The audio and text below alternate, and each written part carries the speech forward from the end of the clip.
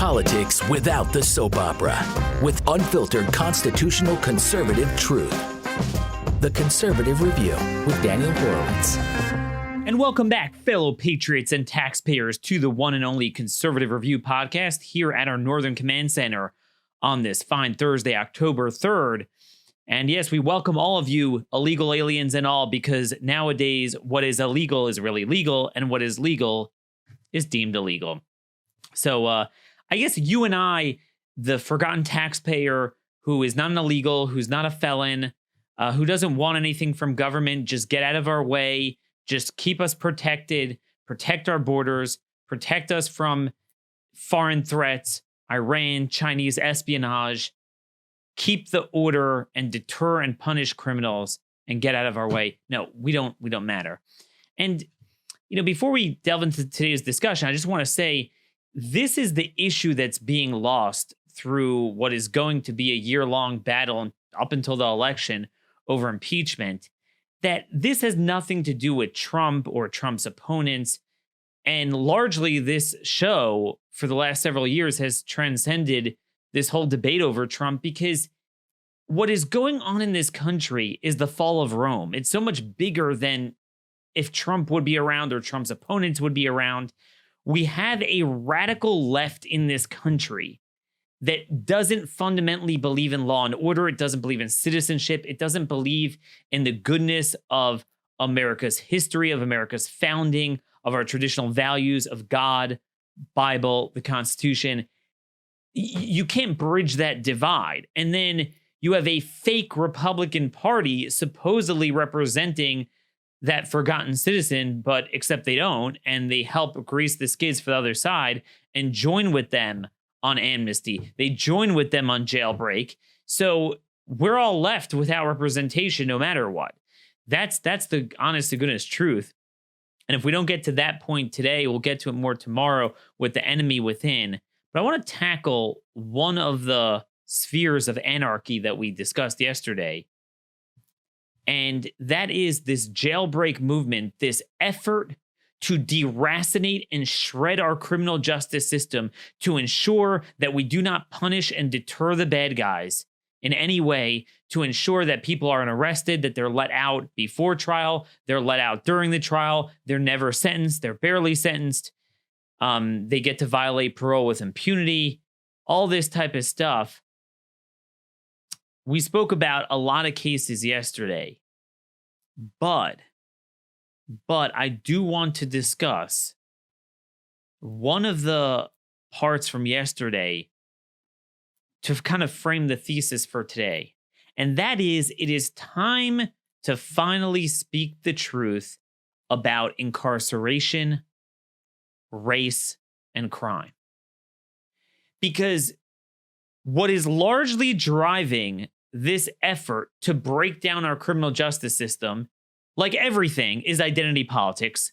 It's all racial politics. And it's built on this dangerous myth that somehow we lock up too many people who happen to be black for too long, and it's a racist criminal justice system.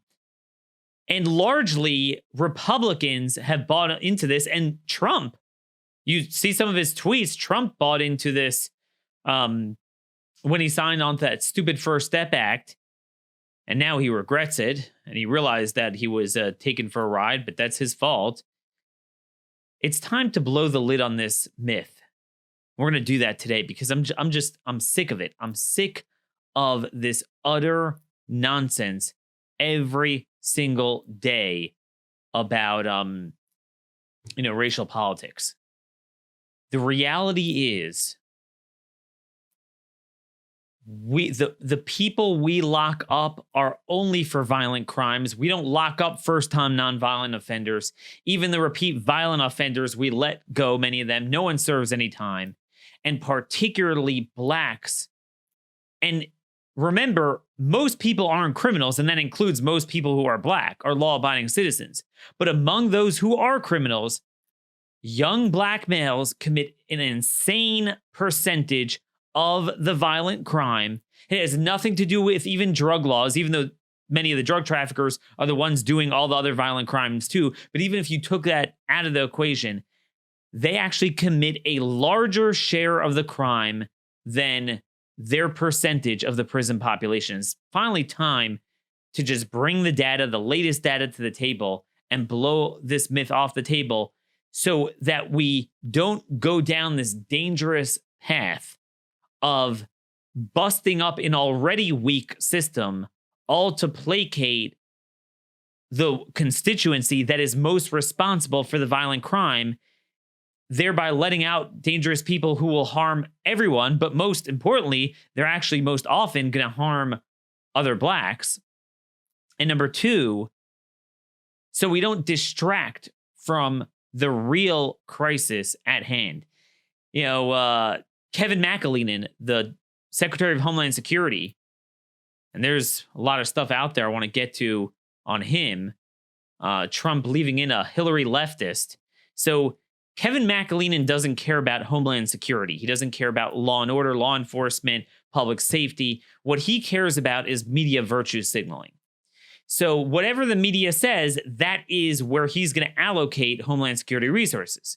We saw this a lot with the border. Rather than deterring the cartels, he made agents babysitters because that's what the media demanded. It was all about the care for the illegal invaders, not the protection of Americans against previously deported sex offenders, cartels, drug traffickers, MS-13, you name it.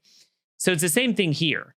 Last month, he announced that he's going to be diverting more resources to fight white supremacism, where he believes racial crimes are particularly problematic. And he said particularly white supremacism. So if you came from Mars, you would think that the predominant crimes we have in this country are from whites, and particularly white on black crime, racially motivated white on black crime that's just ubiquitous. It's just everywhere. That could not be farther from the truth. Now, let me just say that as a baseline, to us who believe in law and order, race doesn't matter. Identity doesn't matter. As we said, the only thing that does matter is your immigration status, because that will determine whether we could just remove you right away and you don't have to keep cycling in and out of the system, risking recidivism. But in terms of any other identity, it doesn't matter, because we believe in a maximum punishment and deterrent for people who will harm others. I don't care if you're white, black, orange, or yellow. That is the system we have. So we don't need hate crimes. We don't need this, because you do the time, you do the crime, you do the time, no matter what. You kill someone in first-degree murder, every one of them should be executed. Everyone else should serve long, hard time for violent crimes, crimes that really harm others. We need a strong deterrent, and the more you do that, the fewer people who will actually commit them. And therefore, guess what? The fewer people who will be in prison. But if you go the other way, you achieve nothing but lawlessness. But unfortunately, we have to discuss race, because the other side is making an allegation, a very serious one, and saying that we lock up too many blacks for no reason. And as a result of that, they're using that as the lead argument to completely undo criminal justice in America. So we need to combat that, and we will do that. So I want to start with just something I mentioned yesterday. If you remember, we talked about this fiend, subhuman cockroach dirtbag, Joaquin Whittle, who was caught and arrested for, over the weekend, this brutal knockout of the 71-year-old woman, who, by the way, herself appears to be a black woman. Just came over to her out of nowhere, knocked her out, and broke her jaw. Just terrible pain that she's going to be in as a result of that. And you could tell how, like, the guy, like, you know, it was very blissful. He did it and kind of just walked off. You could tell he didn't fear a deterrent. And I mentioned at the time, I didn't know his background. Well, now we know some of his background. Thanks to the New York Post, they actually have an article on him from 2017. And they reference it in an article here, where this guy just a couple years ago, and this is unbelievable. I mean, truly unbelievable. he was arrested for attempted rape. Okay, so this wasn't, oh, Daniel, low-level drug offenses. No. This was rape. This guy, he was 25 at the time, and he was on a subway station in Brooklyn, Prospect Park. He followed a 23-year-old woman, and he said, "You look like a hoe. I could rape you now." He grabbed her.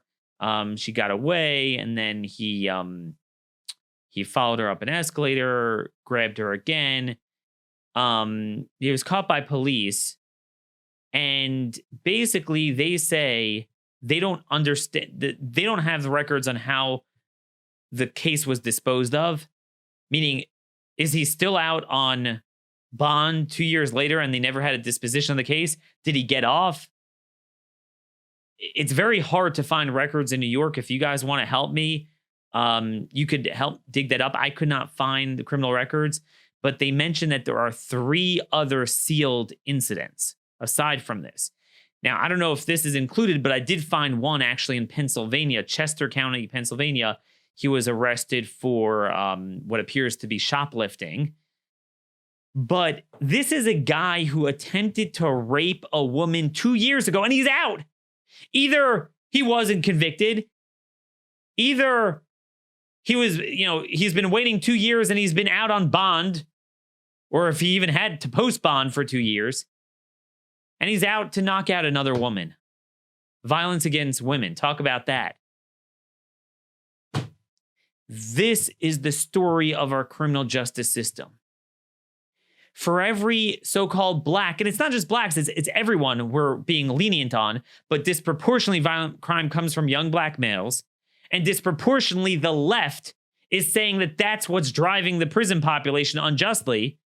Cory Booker in the last debate said that there's systemic racism in our criminal justice system, and it's akin to slavery, that we're locking up more blacks than were enslaved in the 1850s. That's what he said. No, for every one of those, and they're justly locked up, there's people like Jonquin Whittle. To me, look, sometimes you could have kind of domestic disputes that are complicated, but to just go up to a stranger and attempt to rape her, I mean, you should serve hard time. This guy didn't serve a day in jail. I don't know the full story there, but this is not an exception. This is the rule. Nobody serves any time. So before we get to the racial numbers, and by the way, we're going to cite from the Uniform Crime Statistics from 2018 from the FBI that just came out. So we're going to have brand new data on this. So make sure to bookmark this show. You're going to hear a lot of stats that you haven't heard. I'm going to try to say it as slowly as I can. Just, it's kind of hard to throw around numbers. But I first just want to talk about just the general system, what's going on before we get to race. This is just everyone. This notion that we lock up too many people for too long for non-serious first-time things. In reality, what we have in prison is all high-level people. You have some white-collar crimes, but again, white-collar crimes do need to be deterred. I mean, you don't want Bernie Madoffs being able to get away with nothing. Otherwise, you'll have a lot more of them.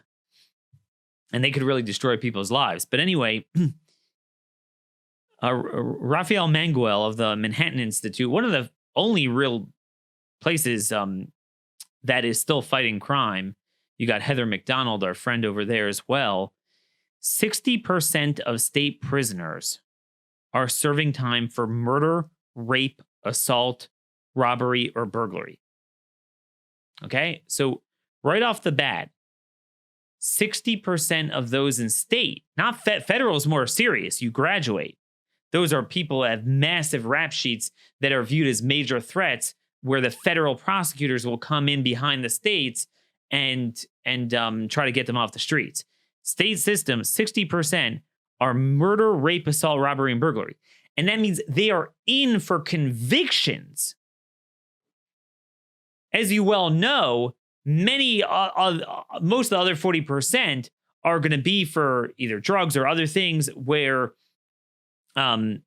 they've committed a lot of these things, often initially arrested, but they weren't convicted for them. But anyway, if you just take that population. In other words, imagine if we only locked people up for murder, rape, assault, robbery, or burglary. Okay, only those things. There's a hell of a lot of really bad dudes that wouldn't be locked up. Do you know that that alone is 4 times the number convicted of only drug offenses? Okay? And of course, those with drug offenses plead down. And they often commit other violent crimes. Now, even as it stands now, without the more robust jailbreak that they want to implement, but the existing jailbreak that we've had the last 10 years or so, less than 15% of state felony convictions result in more than 2 years served in prison. I want you to understand that. Less than 15% of those in state prison are serving for more than 2 years. So this notion that we lock people up too long, we don't lock up people at all. Even 20% of those in prison for murder get less than 2 years. And a lot of them get only 3, 4, 5, 6, 7 years, which is the average, really, 7. 60% of those in prison for rape or sexual assault get less than 2 years. I'm sorry, serve less than 5 years, less than 5 years in prison. All this talk about Me Too. I'll be honest with you. I was kind of in the dark about this until the last couple of months studying this. I didn't realize how little time rapists and even child molesters serve. There are still some that go away for a long time, but a lot of them don't. And where's this women's movement? I mean, there's a lot of these people that attack women. Rape is going up every year. The statistics show rape is going up. Now, obviously, again, only 15% of those serving time in state prison are for drugs. So this notion that it's being driven by drugs, only 15%. And most of those are repeat offenders with long rap sheets. And then even those who are repeat offenders with long rap sheets, who are not possession, trafficking. And these are the serious drugs nowadays killing a lot of people. The median sentence is 17 months. As Fordham University law professor John Pfaff wrote in a recent Politico op-ed, quote, "If we freed everyone in prison tomorrow, except that 25% who are there for murder, manslaughter, or sexual assault." Murder, manslaughter, sexual assault. So not robbery or aggravated assault. We'd still have an incarceration rate higher than that of almost every European country. So this notion that somehow we lock up too many people and for too long and for too stupid of offenses, and that's why America is different than Europe. No. If you limited it not to those committing it, because there's plenty more who commit it, as we've noted, every year, hundreds of thousands of murders, rapes, robberies, and assaults go uncleared. We don't catch the guy. There's every single year, there's roughly 15, 20,000 murders we don't catch, 80,000 robberies, hundreds of thousands of assaults, hundreds of thousands of rapes. So if we actually caught everyone, which we would all hope to do, your prison population would be even bigger. And again, just limited to the worst offenses. So this whole thing, meaning you can't disagree over this. These are hard numbers. Other things are surveys, polls, but these are hard numbers of the prison population. It's a confined and defined population. These are facts. I'm sorry, I overstated my case a little bit. I said 20,000 murder cases. No, about 6,000 murder cases go uncleared every year, 79,000 rape cases, 206,000 robbery cases, and 349,000 aggravated assault cases. So we don't catch them.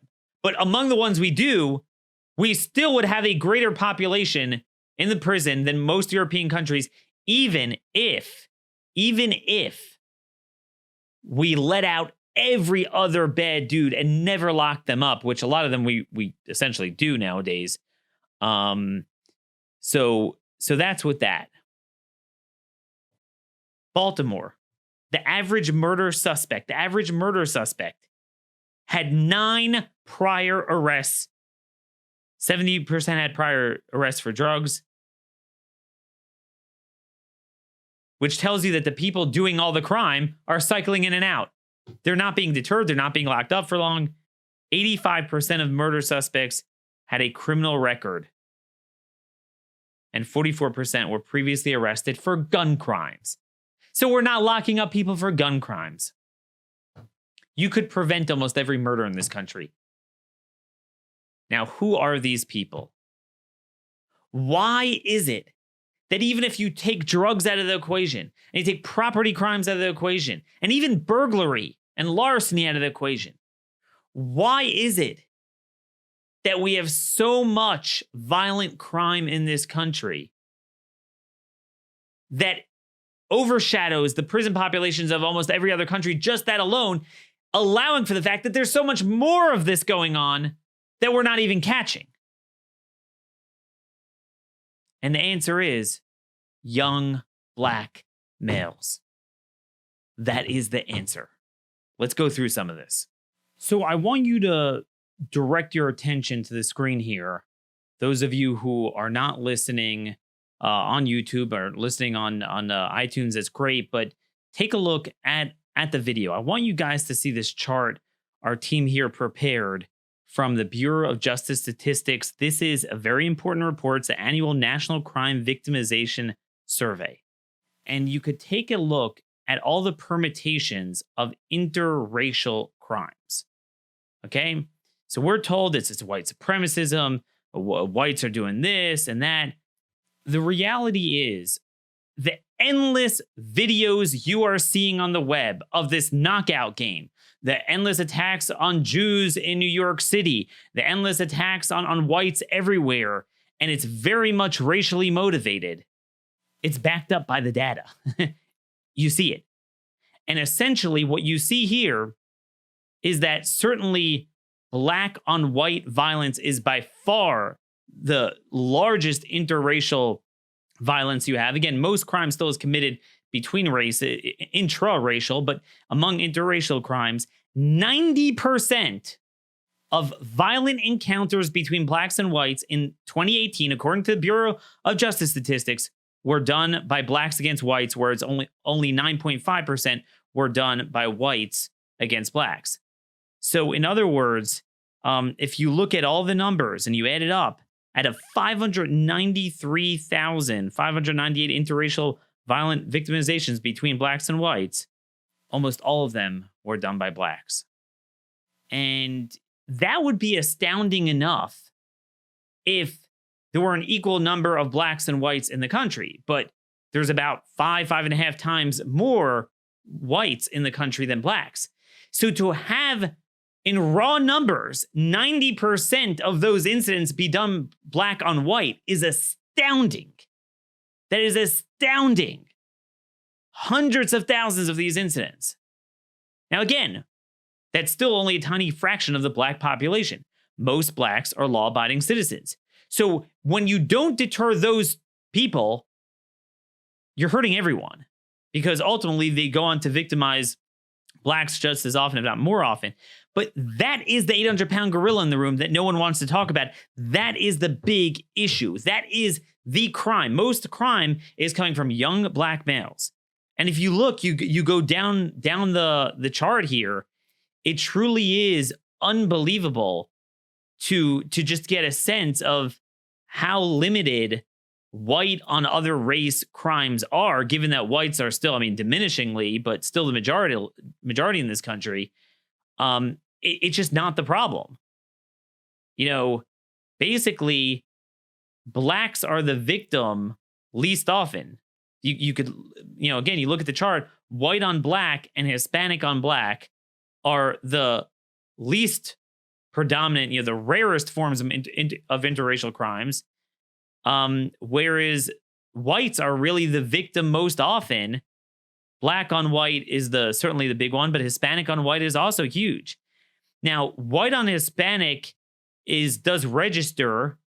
It's almost half that of Hispanic on white, but I will note that gets very confusing because a lot of times Hispanics are designated as white. I see it in a lot of the arrest records and bookings. A lot of the cases we've been going over here, just as often they'll designate them as white. Depends on the country they're from, or it's just kind of opinion. Whoever's doing the booking there in law enforcement. So it's actually overrepresented, I would say. Some of that is likely Hispanic on Hispanic in there, but that's not so much the focus today. That chart is worth 1,000 words. That's everything.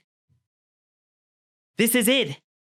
Blacks comprise 12% of the population, yet are responsible for 90% of the interracial violent incidents between blacks and whites. And you're telling me the problem we have is white supremacism? And as Heather McDonald pointed out, she mentioned this statistic in a recent column last week at the Manhattan Institute city paper, and she said that the trend is getting worse because in 2013, blacks committed about 85%. Now it's up to 90.5%. So the trend is getting worse. So if you want to talk about the predominant trend, that's it. All these knockout attacks, it's showing up in the data. It doesn't lie. I mean, this is just the reality. And so that's the general violent victimizations. But, it shows up in the more targeted hate crimes as well. You'll say, well, Daniel, that's general crime. But it's not like white supremacism is, targeting out of hate, not just general crime. But this also is. Here's the reality. Here's the reality. Hate crimes documented by the FBI, black perpetrators were the offenders in 21.3% of cases. That's almost twice their share of the population. Whites were underrepresented. They were 63 or so percent of the population. They were 50% of the hate crime offenders. According to the NYPD, anti-Semitic attacks in New York City have increased 63% over last year, which already was an increase over the previous year. Now, who is committing those anti-Semitic incidents? Well, last November, there was a New York Times article that actually had a stunning admission of what is going on in New York. And again, this is before it really took off even more. So you want to know, well, who is committing these anti-Semitic attacks in New York?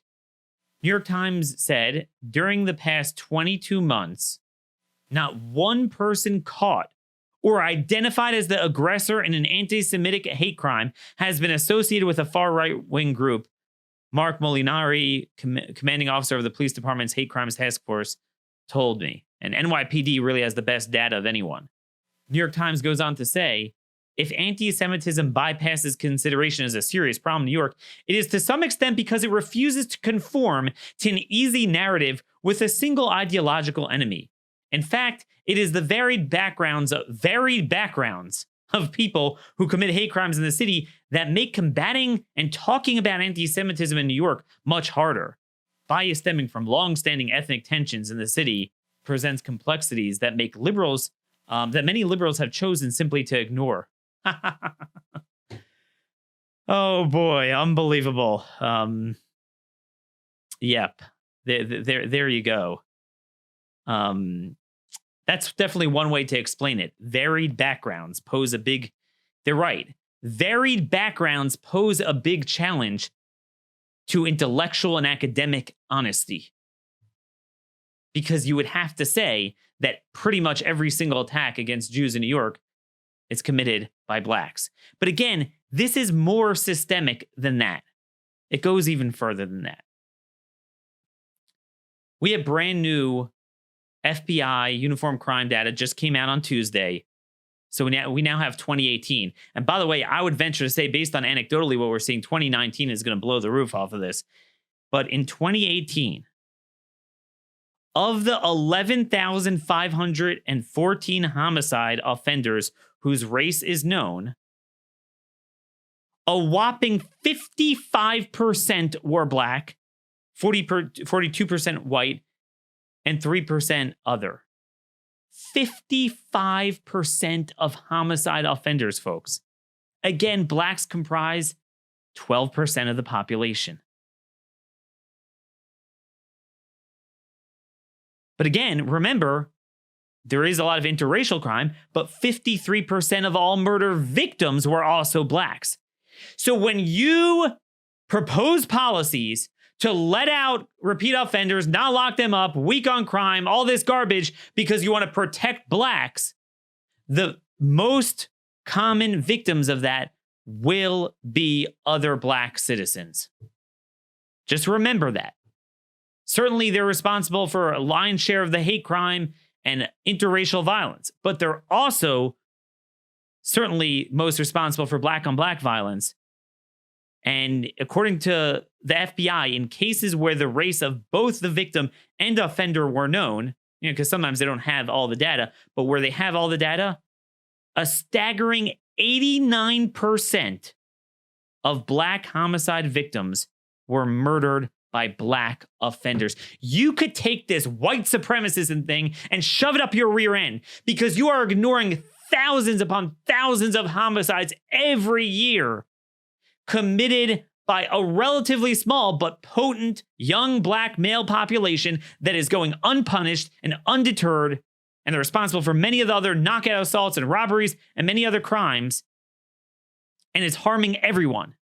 When you put racial politics ahead of true equality under the law and law and order and true justice, you achieve nothing. You achieve neither racial harmony or peace or safety, because everyone is harmed.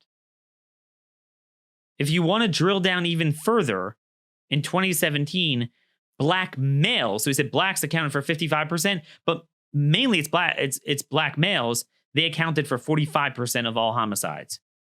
Even though black males make up 7% of the population, 45% of the homicides. That means they commit murders at a rate 8 times higher than whites. But I'm not done yet. You go down the list. In 2018, African Americans accounted for 54% of those arrested for robbery, 34% of those arrested for aggravated assault, and 43% of weapons violations. 43% of weapons violations. 12% of the population, 43% of the weapons violations in this country. There's something like 28, 29% of rapes, which is still, 2.5 times their share of the population. In total, and here's the key number, if you add up all the violent crime categories and you aggregate that, according to the FBI, they composed 37.4% of all violent crime arrests in the country. What share of the prison population is black? According to Pew's latest numbers, it's 33%. If you combine all of state and federal prison, 33%. Yet they're arrested for 37.4% of the violent crimes in this country. And when I say violent, I'm not including drugs, because what's funny is if you look at drugs, here, let me scroll down here in the FBI's table. Actually, if you look at drugs here, truth be told, they are responsible for 27%. 27%. Violent crime, 37.4. Murder and rape is in the and robberies in the 50s. So it's not drugs. It's not drug laws being racist. It's not that they are incarcerated more than whites. They are actually incarcerated less than whites because of the stigma, and they so badly don't want to lock them up. They give them more more rope than they would whites, clearly. And again, the black prison population is dropping quicker than any other population, much quicker than whites, because they so badly want to keep down those numbers, even though they commit more and more greater share of the violent crime. Among juveniles, it's even worse.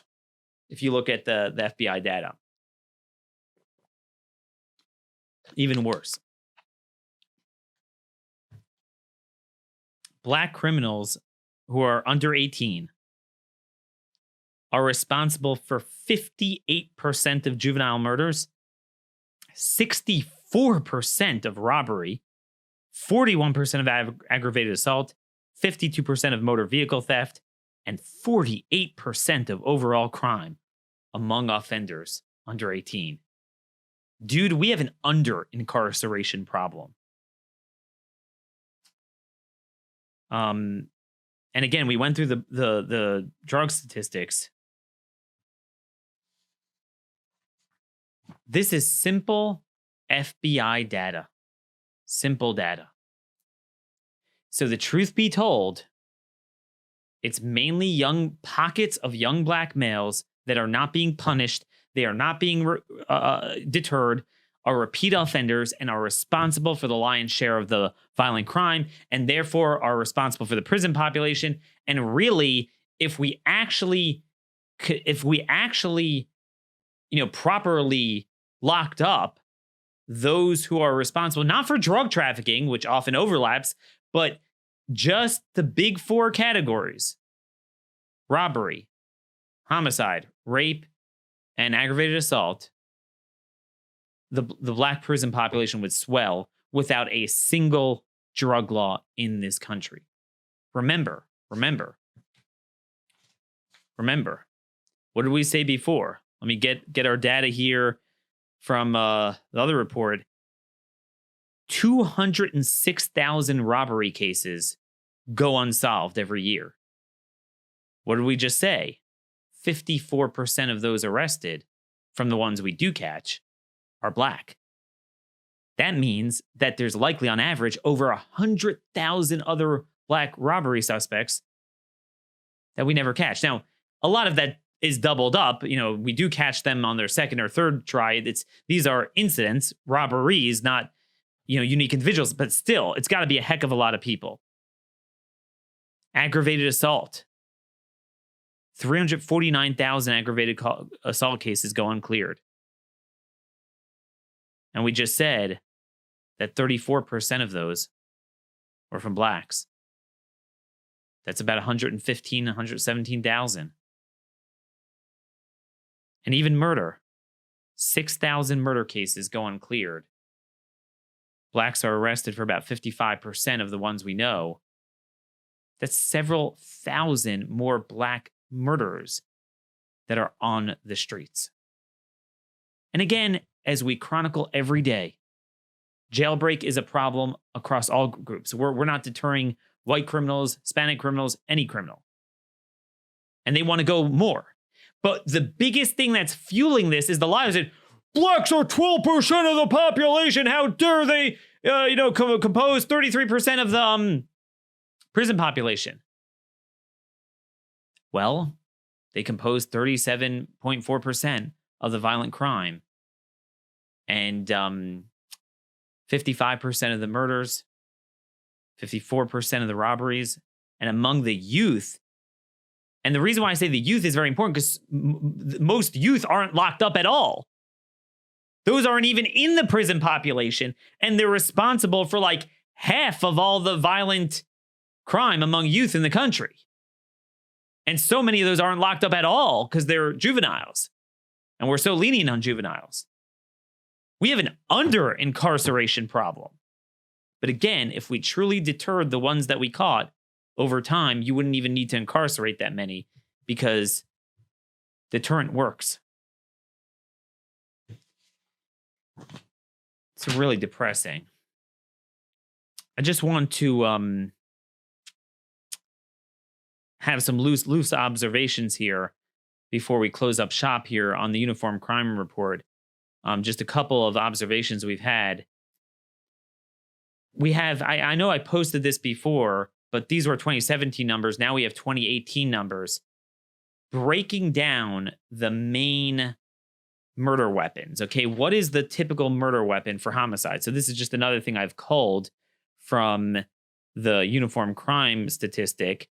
And again, so just like white supremacism is the biggest problem, not young black males in terms of offenders. But in terms of the weapon, assault rifles are the biggest problem, right? Well, you could take a look here that most of the homicides were committed by simple handguns.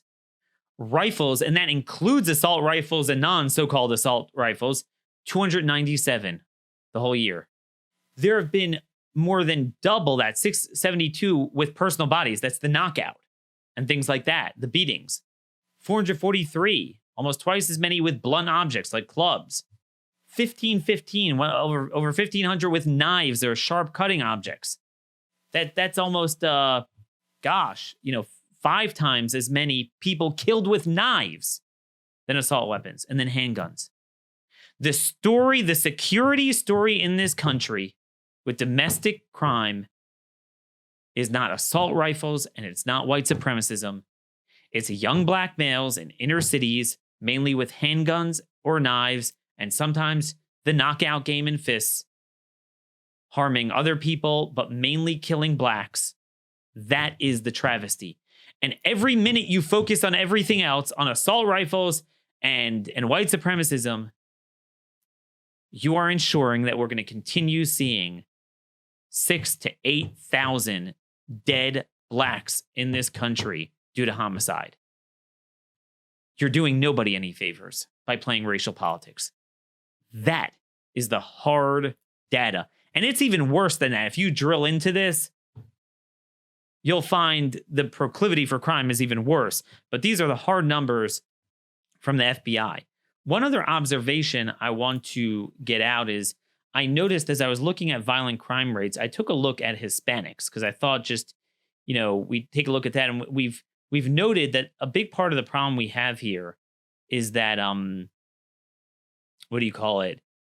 basically, we have no way of knowing how much of the crime is committed by illegal aliens because they don't document that, which we should, because that's very important to know if this is, how much is a foreign problem. We talk about this almost every day. But one thing that's very interesting is Hispanics compose about 18% of the national population pie. They are, cited for 26% of the violent crime arrests. Now, I don't know about you, I can't prove this, but based on socioeconomics and basic criminology, you got to believe that legal Hispanics, naturalized citizen Hispanics, commit less than illegal aliens. I don't think anyone would disagree with me on that point. So if it's an 18-26 proposition, that number is likely much more lopsided among illegals. Now, illegals aren't just Hispanic, but the largest number of illegals are Hispanic, and that's just the data we have. So I'm just saying anyone who says that they commit less crime than the national average is full of crap. Now, some of it is because blacks commit such an appalling level, so anything below that will kind of make it go down.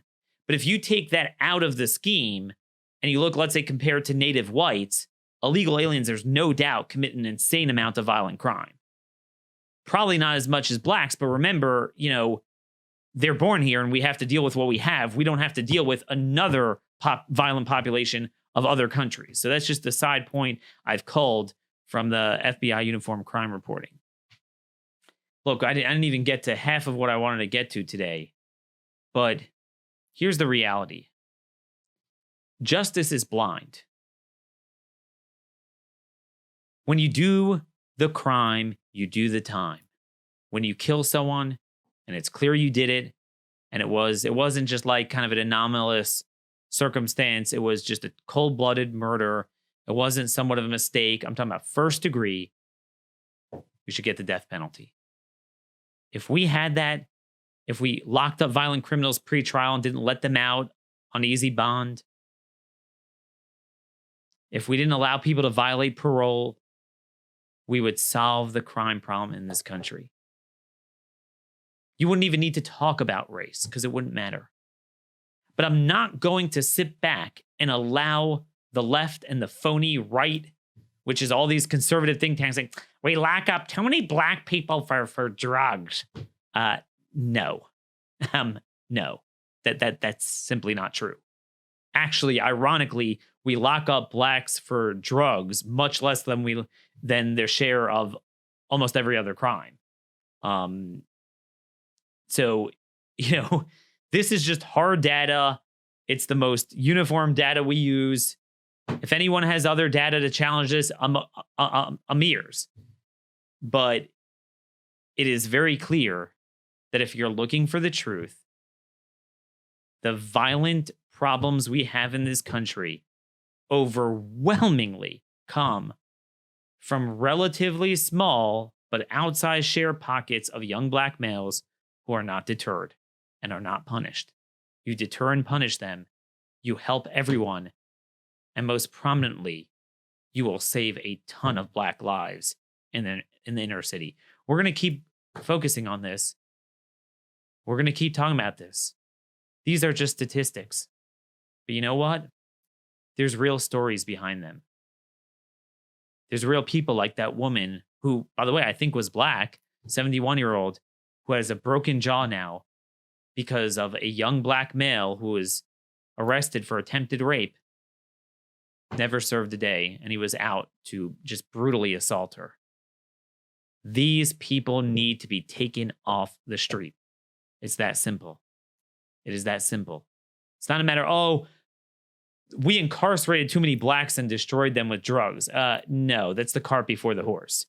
The crime was there first, and it wasn't even drug crime. All these are doing drugs too, but the data I'm talking about are the people who are actually convicted of it. If you drill down, I'm sure a hell of a lot of the ones we catch for drugs who are black and white too were originally arrested for one of those other violent crime categories. But when we talk about violent crime, we're not even including drugs. The FBI is not including drugs in that. Just remember, 12% of the population, 37.4% of the violent crime. And if you would limit that to young black males, you'd probably get something like 5% of the population responsible for 25-30%. 45% of the murders. It's a very grim reality, but we're not going to solve this problem by misdiagnosing it and lying about it. And that's what we're all about here. We're about truth and justice. And we're going to continue tomorrow. Same time, same place. Truth and justice. Send me your feedback, comments, concerns, complaints, hate mail, dhorowitz@blazemedia.com. Subscribe to our YouTube channel at Conservative Review. Also sign up for Blaze TV as well. Get your subscription. We have many, many other shows on this network as well. Till tomorrow, stay safe, stay armed, and stay vigilant.